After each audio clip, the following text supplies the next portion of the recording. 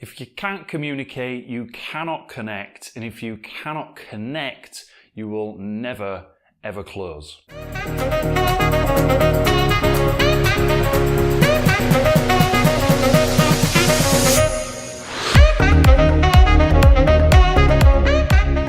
Hey, it's Rich from richwellington.com, and today I want to talk about the fundamental problem that people have when it comes to the sales process. I want to spin a few things on their head and have you to look at it in a completely different way. So first of all, closing. Now to me, closing sounds very aggressive, and there's like a really strong association with people being forced into taking something that they don't necessarily need. Now this comes from a long line and a lot of years of people having associations with people like car salesmen. Now this deep attachment isn't quite as existent anymore.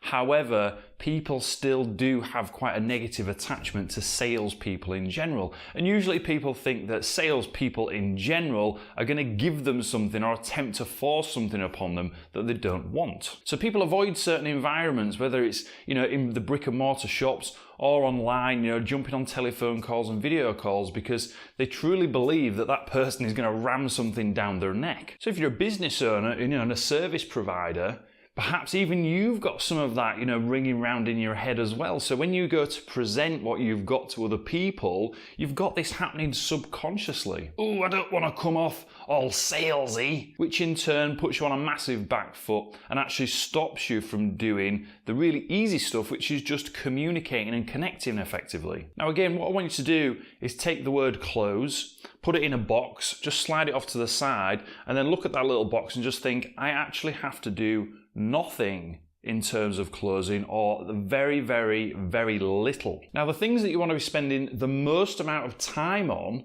are communicating and connecting. Now, I will add just onto the side of this before I move on, selling is happening everywhere all the time. You are selling and you are being sold to 24/7. It doesn't have to be an actual tangible product. It's ideas. It's everything that you see around you, you are being sold. Or if you're wanting somebody else to do something for you, you are doing the selling. So in the background of selling and communication, connection and closure, we've also got influence, we've got persuasion, we've got a lot of powerful things that we can actually use in our little toolbox to help people, to help the world, to help people have a higher level of consciousness. So communication is where the mass of your energy needs to be spent.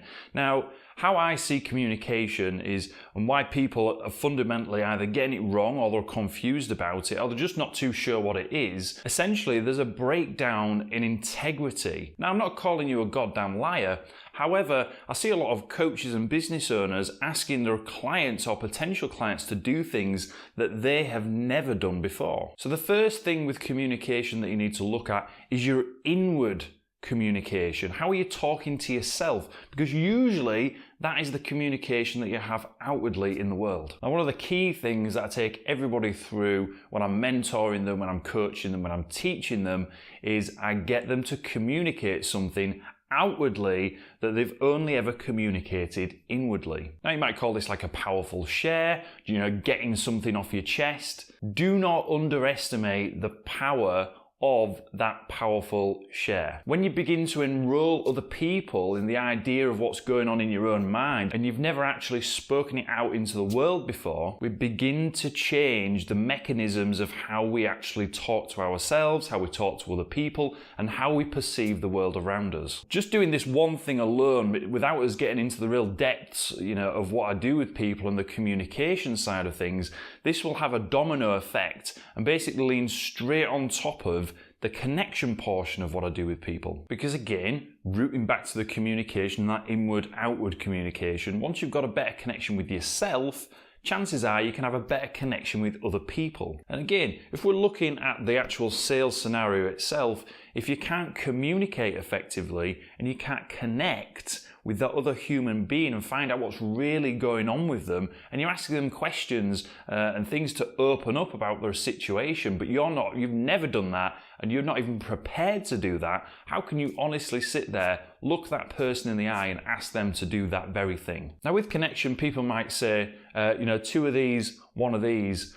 I want you to think a little bit broader than that, and also think, well, two of these, you've actually got 6 to 1. So you can be taking in a lot of information about somebody and connecting with them before you've actually even spoken a word. And again, thinking a little bit broader than that, that is only from the neck upwards. There's then a lot of other things, that we can read about a person below the neck, body language. Now, another really key thing with actually connecting with the people that you're wanting to look after or that you currently look after is that the connection is actually created long before you even get onto that telephone call or that video call or that actual coaching scenario. Like right now, you're watching this video or you're listening to this podcast and you're deciding consciously or subconsciously, could I actually stand to work with this guy? Do I like his voice? Do I like his energy? Is he going to bring something into my life that I can actually use and move forwards with? So hey, what I'm trying to get at is the more you actually leverage and put more mass into the communication and connection portion of this process, the actual close or someone deciding to come and work with you, buy your service, buy your product, it's going to be non-existent. You won't have to put any energy or very little energy at all into that. Then that's what makes this process transformative. No longer is it you trying to push somebody into doing something that you think is right for them. They actually make the decision for themselves. That is the powerful way to transform people's lives. Hey, I'm Rich from richwellington.com. Be good to yourself and be good to others.